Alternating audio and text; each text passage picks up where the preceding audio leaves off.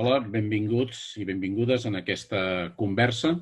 Em dic Joan de Diego, soc el director del CREDDIC, que és el Centre de Recursos Educatius per a l'alumnat amb trastorns del desenvolupament i la conducta. Aquest és un servei educatiu del departament que té un equip a cada servei territorial i la nostra feina bàsicament consisteix a fer assessorament i formació tant pels centres com pels docents com per als serveis educatius. Bàsicament, en la nostra especialitat, que és, com dèiem abans, l'alumnat que pot presentar trastorns del desenvolupament, bàsicament autisme o trastorn mental o dificultats per regular la conducta. Aleshores, el que farem avui és una conversa amb uns quants membres dels nostres equips. Ara us els presento. L'Enric Bolea, que és el coordinador de l'equip del Baix Llobregat, del CREDDIC, el Josep Amorós, que és el coordinador de l'equip de Barcelona Ciutat, i la Pilar Sanlorient, que és la coordinadora de l'equip de Catalunya Central. I el que farem aquí serà una conversa respecte a aquelles mesures o criteris que hauríem de tenir en compte a l'hora de preparar el retorn de l'alumnat en els centres educatius. Tot el que direm avui segurament servirà per tot l'alumnat, però posarem èmfasi en l'alumnat que nosaltres més coneixem, que és el que té certes necessitats educatives específiques. Ho dividirem en tres blocs, en tres grans blocs. El primer, parlarem de què fer o quines actuacions o quines decisions prendre abans de que arribi l'alumnat. El segon bloc serà què fer en el moment de l'acollida, el moment exacte de l'acollida, i el tercer bloc el que farem serà mirar una mica quins aspectes caldrà tenir en compte expressament per a aquest alumnat més vulnerable o que necessita una atenció més personalitzada. I ja comencem. Vaig a fer la primera pregunta als meus companys, que seria la següent. Segons la vostra opinió, què caldria preveure en aquest moment, és a dir, abans de l'arribada de l'alumnat, respecte de l'organització de l'equip docent o del contacte amb les famílies i els alumnes? Començaré jo mateixa. Sí, Pilar? Vinga, comencem. Penso que el nostre servei el que pot aportar són criteris psicopedagògics. Per tant, és evident que no aportarem altres criteris organitzatius, ni logístics, ni sanitaris, que ens vindran molt marcats. Però el que sí que penso que hi ha dos aspectes que podem assenyalar com ben interessants des del punt de vista de la psicopedagogia. Un és el lideratge dels equips directius que puguin fer en el si dels claustres. Un lideratge que té a veure amb aquest cohesionar l'equip humà, que sens dubte els docents també han tingut situacions ben complexes, com hem tingut la resta de la població, i en aquest sentit poder fer front comú, poder d'alguna manera adoptar una postura que sigui comuna, que puguin ser escoltats els uns als altres, és un eix de salut mental de cara a la dinàmica de treball d'aquest equip de persones, d'aquest equip de professionals. Després, un altre aspecte també que se'n deriva d'aquest és la creació d'expectatives positives. En el màxim possible dintre del context d'incertesa que estem actualment, aquestes expectatives, si més no, que siguin constructives, és a dir, que en puguem fer un aprenentatge de vida de tot plegat. I, per tant, tot plegat ens ajudarà a construir una versió, un relat, una explicació de cara als alumnes, de cara amb la rebuda dels alumnes, que puguem fer d'alguna manera una visió comuna per enfortir-los amb ells també. Tot aquest seria un paquet de mesures de dinamització del propi equip de treball. I després jo també afegiria la família, però en el sentit de poder teixir una continuïtat, una transició de l'experiència que ha suposat tota aquesta pandèmia en el si de les famílies, en la qual d'alguna manera posar en valor l'experiència també d'aprenentatge que s'ha fet. Transmetre la idea que no ha estat un temps perdut. Per exemple, quin tipus d'informació o de col·laboracions caldria teixir amb les famílies abans que es produeixi aquest retorn als centres? Què diríeu vosaltres que seria bo conèixer de l'experiència aquella que ens deia la Pilar, de què ha passat una miqueta durant aquest temps? Què aconsellaríeu, per dir-ho així? Jo crec que molts docents actualment ja tenen informació perquè han estat presents. És a dir, els mestres, els professors no han estat absents durant aquest temps, han tingut un contacte, jo diria que hi han tingut una connexió emocional important en aquests moments, no? I per tant coneixen. De totes formes, poder-ho formalitzar, jo diria que és conèixer aquelles variables que ha pogut i aquelles circumstàncies que han pogut viure les famílies, ja sigui d'índole econòmic o ja sigui d'índole de salut, és a dir, tots aquells episodis més crítics que hagin pogut ser rellevants pels alumnes i que poden haver afectat el seu estat emocional i també que ens puguin fer entendre com els nens, les nenes i els joves es posicionaran davant de l'aprenentatge. És a dir, amb quin bagatge emocional arribaran per poder afrontar els reptes de l'aprenentatge que se'ls aniran plantejant.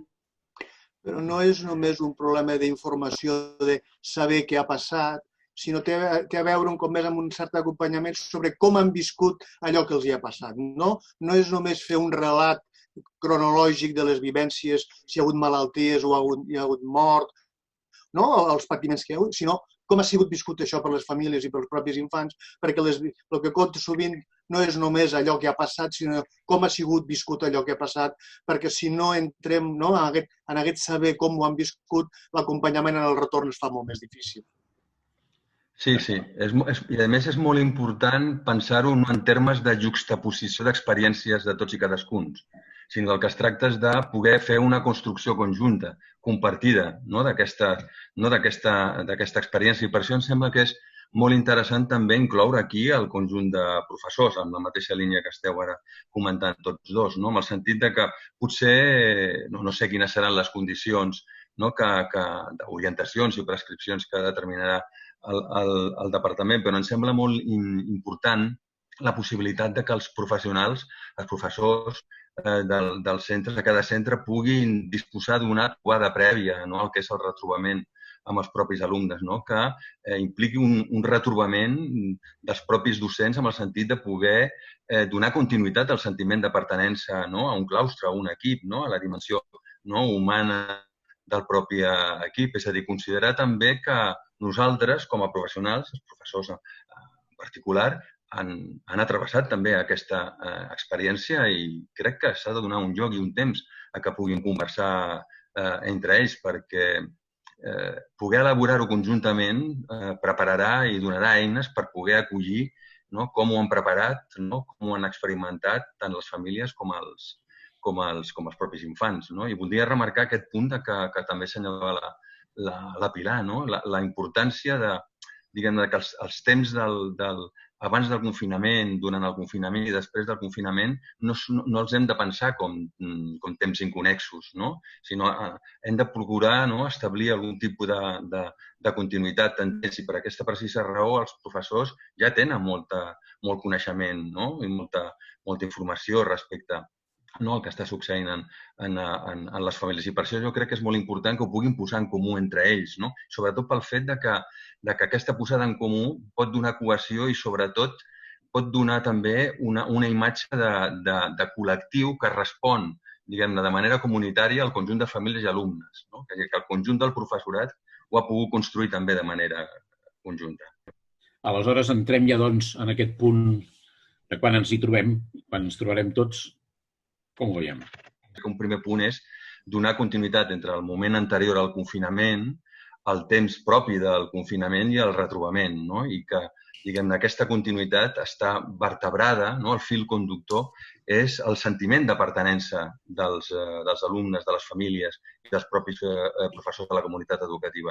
Jo crec que és molt rellevant que no es produeixin discontinuïtats que puguin afectar precisament aquest sentiment de pertinença, aquest fet que col·lectivament estem construint una nova manera d'estar en els centres en aquest retrobament, però que aquesta nova manera d'estar en els centres, en aquest retrobament, no implica un tall, no implica una discontinuïtat, sinó que implica que estarem en unes noves condicions que no han d'afectar en absolut el que és la funció essencial, el que és més essencial en l'educació, no? I en el marc de les escoles, no? Que és el fet de que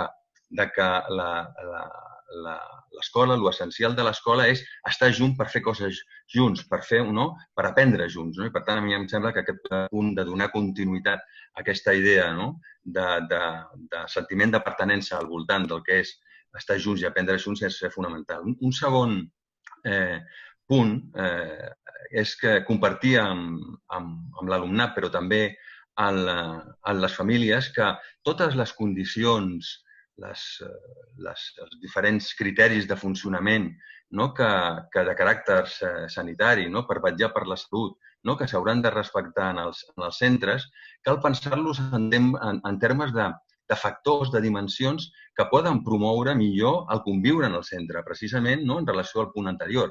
És a dir, no hem de viure les condicions sanitàries, la distància, el nombre d'alumnes per grup, això ja ho anirem veient, ja s'anirà concretant més endavant, però ho hem de veure com una cosa que està precisament al servei de la funció social i socialitzadora de l'escola. És a dir, el fet que han de possibilitar aquestes normes de funcionament sanitari, el fet que podem estar junts i conviure junts d'una altra manera.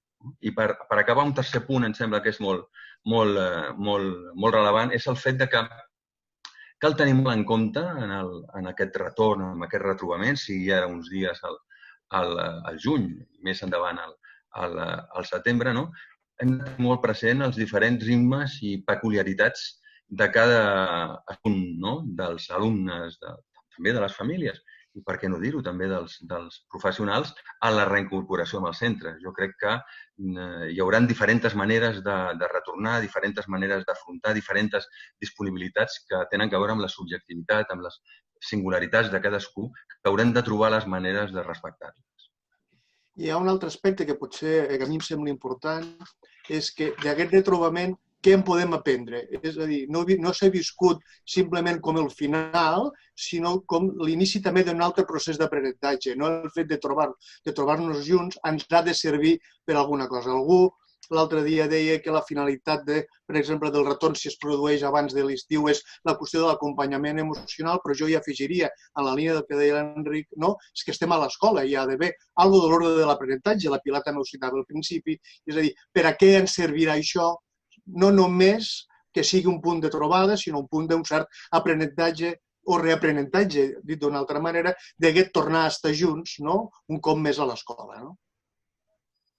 L'Enric parlava de ritmes i, per tant, de diferents itineraris que són propis de cadascú, de la pròpia subjectivitat.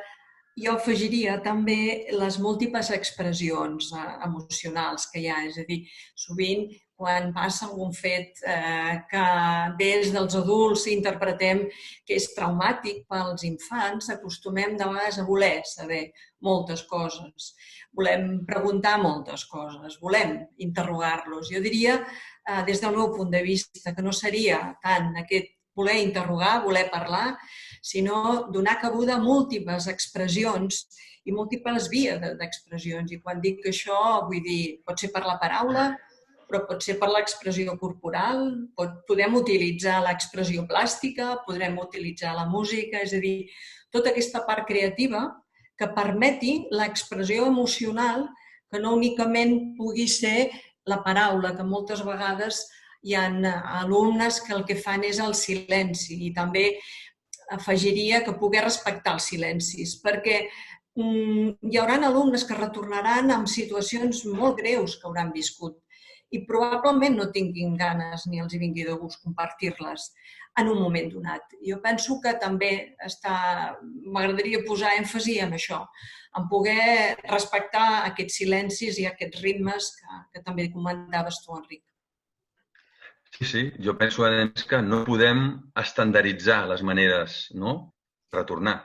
Diguem-ne, cadascú haurà viscut la seva experiència, com assenyaleu molt bé, la fragilitat, la vulnerabilitat de molts alumnes que abans del confinament ja mostraven precisament ser fràgils, haurem de tenir molta cura en aquest retrobament o en aquest retorn en quines condicions se reincorporen.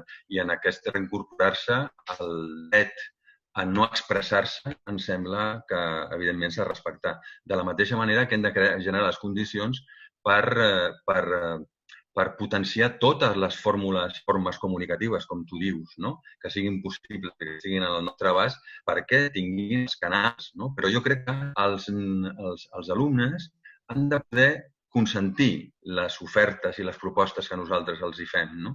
I, a més, ho hem de consentir en termes... No? El món adult ha de poder consentir en termes de poder escoltar les singularitats, però donar-los un lloc, no? En l'espai comú de la convivència, que és el grup. I aquesta és una missió fonamental de tots els adults, en particular, penso en els docents, no? Diguem-ne, la missió és poder articular aquestes singularitats en el marc d'un grup i, per tant, construir un procés de socialització conjunta d'aquesta experiència. Bé, i aquesta diversitat com la tenem especialment en els alumnes que requereixen un suport o un acompanyament més personalitzat, no? Allò que nosaltres pensem per a aquells alumnes, és a dir, el que el CREDDIC és la nostra funció d'acompanyar i assessorar els docents, que són els que tenen trastorns de l'espectre autista, problemàtiques de salut mental o dificultats de la regulació, allò que necessiten és tot allò que necessiten tots els alumnes, no? I que d'alguna manera ja nosaltres hem anat dient al llarg d'aquesta conversa. És a dir, en tot cas, jo ho voldria concretitzar amb 3 aspectes, dels molts que podríem dir, perquè sí és veritat que tenen algunes necessitats singulars o particulars, com abans feia referència l'Enric. I jo ho voldria concretar en 3, no?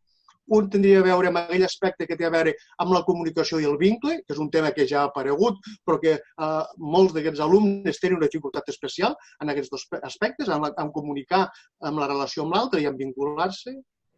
Un altre aspecte important em sembla que és les dificultats per acceptar i adaptar-se als canvis, a les noves normes de convivència, al fet d'estar a l'escola, que ara han canviat, són noves rutines, que alguns d'aquests alumnes tenen dificultats amb acceptar o en aquest registre més normatiu d'allò que regula la nostra convivència, que ara en alguns aspectes serà diferent, i l'altre té a veure amb els neguits i angoixes o fantasies que poden desvetllar les mesures de protecció i distància social, perquè portem molt temps dient-li a aquests infants i adolescents que sortir de casa, és a dir, que el món, els estem dient que el món és perillós, d'alguna manera, i això pot desvetllar angoixes i fantasies. És a dir, aquests 3 blocs em sembla que ens plantegen 3 reptes. Un és com refer vinculacions i relacions que han estat estroncades. Avui, en una conversa en una escola, plantejaven el fet del retorn amb un alumne amb dificultats que es trobarà amb docents diferents, és a dir, com reprendre aquestes vinculacions que han quedat trencades durant un temps, i ho plantejaven com un repte per ells com a escola, és a dir, què farem amb això, com recuperarem allò que ha quedat malmès o com a mínim temporalment estroncat. L'altre és, i això connecta amb una de les coses que s'han dit, és com crear entorns afavoridors de la conversa, és a dir, que dins del respecte a que algú pugui no tenir ganes o desitjar parlar, l'entorn sigui afavoridor del fet de poder conversar i expressar amb un altre, i això vol dir que respectant l'alumne, però hem de crear entorns que això ho afavoreixin.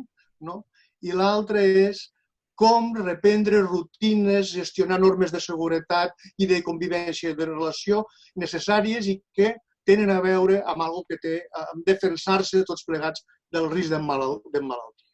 I que alguns d'aquests alumnes, amb la seva impulsivitat i amb la dificultat per regular la seva pròpia conducta, poden posar sovint amb el seu comportament en qüestió tot aquest aspecte allò que regularà la nostra convivència a les escoles a partir del moment en què tornem a estar junts. Doncs em sembla que ho hauríem d'anar deixant. Ha estat molt interessant. Hem tocat temes com el procés, la continuïtat, ha anat sortint, teixir la continuïtat, deia la Pilar, entre el que havia estat i el que serà ara, aquest ajudar a fer el trànsit d'una situació anterior en aquesta, però continuant, com deia l'Enric, amb els valors i amb les funcions de l'escola i, per tant, amb les funcions de l'estar junts per aprendre, ha sortit també diverses vegades. La idea de crear expectatives positives, que ara també en parlàvem ara al final, si algun nano té neguits, té pors, anem a veure com ho podem fer per incloure'l dins de l'alegria de tornar junts tots a veure'ns, I hem parlat que ha de ser una experiència també d'aprenentatge, tota la situació, del sentit de pertinença, això és molt important. Tota l'estona parlem de relacions, si us hi fixeu, tota l'estona estem aquí en l'estar junts i respectar els ritmes, respectar, escoltar, estar disponibles, no voler envair a l'altre, sinó estar disponible per acompanyar-los. I després, pel que fa als alumnes amb més dificultats, atenció a la comunicació, restablir els vincles, compte amb els canvis, anem a ajudar-los perquè probablement alguns canviaran de docents, però altres hasta canviaran d'escola o, com deia l'Enric ara, igual no voldran canviar i quedar-se a casa, ja ho veurem. I jo afegiria també alguna altra cosa, i és que tots els docents tinguin present que hi ha una àmplia xarxa dins del seu centre, amb els seus companys i companyes, amb les famílies i amb els serveis que des de fora els podem ajudar, com perquè no estiguin sols davant d'una situació que a tots ens està causant una gran inquietud, entre altres coses per la incertesa. Per tant, que tots estem aquí una miqueta i que facin ús de la xarxa i que mirarem d'anar-los ajudant.